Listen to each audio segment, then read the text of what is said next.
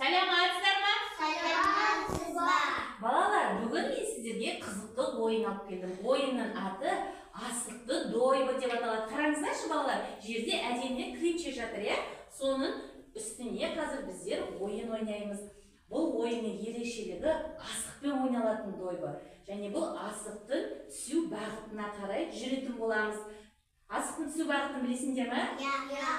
Егер де асық осы бағытта жатса, қалай қалады? Қараймыз. Бүк. Еңкейіп жатса, шік. Тігінен тұрса, тәйке. Алшы. Алшы. Қазір балалар, біздер екі топқа бөлініп тұра қалайық. Тез топқа бөлінеміз. Өте жақсы. Енді балалар, қараңдар, шартын түсіндіремін. Бүк жатса, екі қадам жүреміз алға. Шік жатса, бір рет жүреміз. Тәйке жатса, 3 рет жүреміз. Алшы жатса, 4 рет жүреміз. Ойынды әр түстегі топ бастайды. Түсінікті ме? Ал ендеше ойынымызды бастаймыз. Мен асықты иіремін. Әр топтың асығы қызыл түс болады.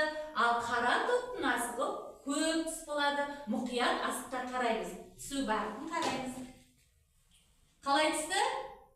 Шік. Шік болса, неше рет жүреміз? Бір рет жүреміз. Екі командада бір реттен жүреміз. Ойынды бірінші Самир бастайды. Қолмен ұстаймыз. Алға бір қадам. Мадияр, алға бір қадам жүреміз. Дойынға алға жүре ғой. Бір рет дейді. Бір рет. Енді ойынды жалғастырамыз. Самирдікі тәйке түсті. Тәйке түссе неше рет? Өте дұрыс. Ал 3 рет.